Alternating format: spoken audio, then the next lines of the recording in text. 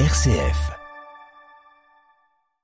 Bonjour à toutes et à tous. Bonjour Esther. Bonjour Christian. Bonjour Denis. Bonjour Christian. Merci Esther, merci Denis d'avoir accepté notre invitation. Nous sommes aujourd'hui à la paroisse Léonie-Avia, mais de manière plus générale à l'espace missionnaire Brie, dont tout à l'heure donc Denis nous parlera.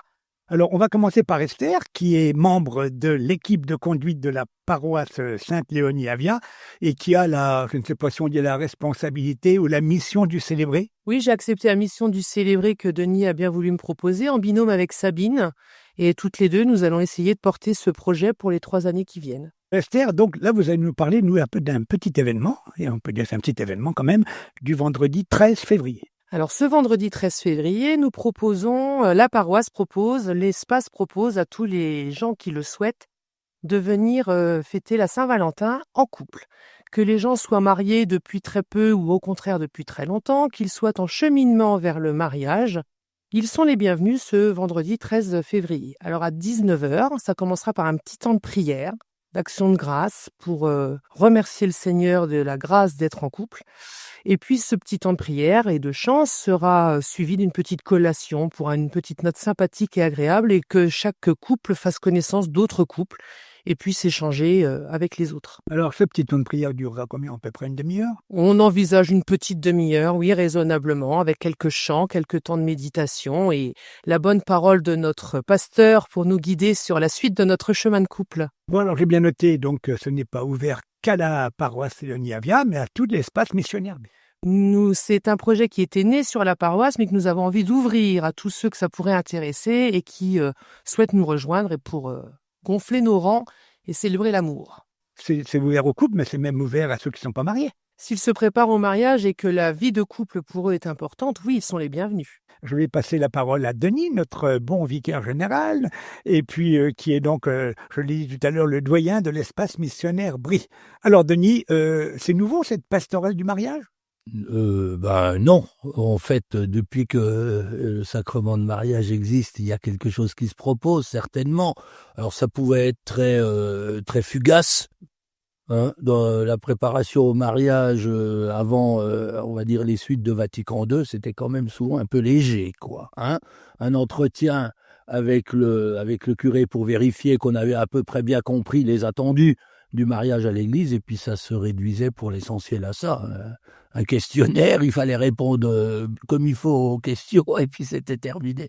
Et du coup, là, on donne beaucoup plus d'importance, d'abord parce qu'on a conscience que le mariage, le couple, c'est merveilleux, mais c'est fragile. Voilà, comme la vie de famille. Donc, il y a besoin de réel accompagnement, de réflexion, évidemment en préparation de la célébration de mariage. Donc on est très heureux d'avoir des couples, parfois nombreux. On arrive à remplir notre salle quand on fait des soirées de rencontres dans le cadre de ces préparations, notre salle de bon secours là. Mais aussi après, il y a aussi besoin. Et du coup, pour moi, la Saint-Valentin, ça s'inscrit dans, en quelque sorte, des propositions après mariage. On est heureux de fêter l'amour, comme tu l'as dit, célébrer l'amour ensemble. Je pense que c'est important de trouver des moments pour se retrouver entre couples, et puis avoir sans doute l'occasion de tisser des amitiés avec des couples qui arrivent sur la paroisse, qui frappent à la porte uniquement à l'occasion d'une préparation au mariage. Est-ce que c'est pas l'occasion de tisser des amitiés? C'est aussi une manière de présenter au Seigneur notre amour, enfin leur amour au couple, ceux qui se préparent. D'ailleurs, dans le temps, si je me souviens bien, les fiançailles étaient comme le mariage, étaient souvent faits avec une messe. Alors, oui, alors ça existe encore, mais c'est plus rare maintenant. Il y a moins de fiançailles maintenant. Voilà, hein. Mais en même temps, cette dimension de préparation a pour nous toute son importance. Il y a une dimension, évidemment, avec le prêtre de partage autour des piliers du mariage, des éléments fondamentaux du mariage pour un amour durable, en fait. Et heureux, durable et heureux, parce que le but, c'est quand même d'être heureux dans cette histoire, hein.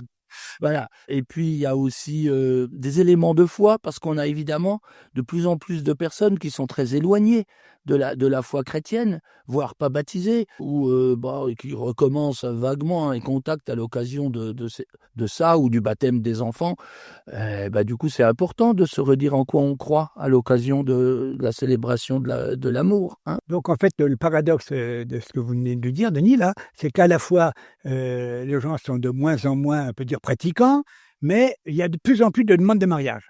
Cette année, en tout cas, chez nous, là, sur la paroisse, sur l'espace missionnaire, ça explose. On avait à peine une trentaine l'année dernière, on en a 46 là cette année. Donc c'est évidemment c'est beaucoup plus important.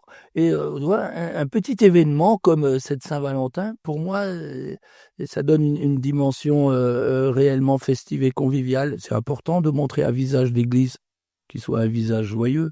Alors, dans le cadre de cette préparation au mariage, il y a évidemment une dimension de foi. Voilà, quelle est la foi des chrétiens et comment ça rejoint un projet de mariage, un projet de vie de couple. Donc, il y a 2 soirées ou 3, selon les lieux, autour de ce rappel des fondamentaux de la foi. Il y a les rencontres avec le célébrant, essentiellement pour parler des piliers du mariage. Puis, il y a une rencontre commune entre couples, justement, pour parler de toute la dimension de la vie de couple, de la vie de famille, l'éducation des enfants, enfin c'est bien plus large. Et du coup, ça, je crois que c'est une richesse aujourd'hui de la proposition autour de la pastorale du mariage. Il y a une grande joie, spécialement cette année, c'est qu'on a des personnes, des couples parfois, qui font une démarche de foi, d'approfondissement de la foi, de demande de sacrement, d'initiation à l'occasion de leur préparation au mariage. Et ça, ça nous enrichit tous. Ça. Je crois que c'est un phénomène, on peut dire, national, cette demande de sacrement. Absolument.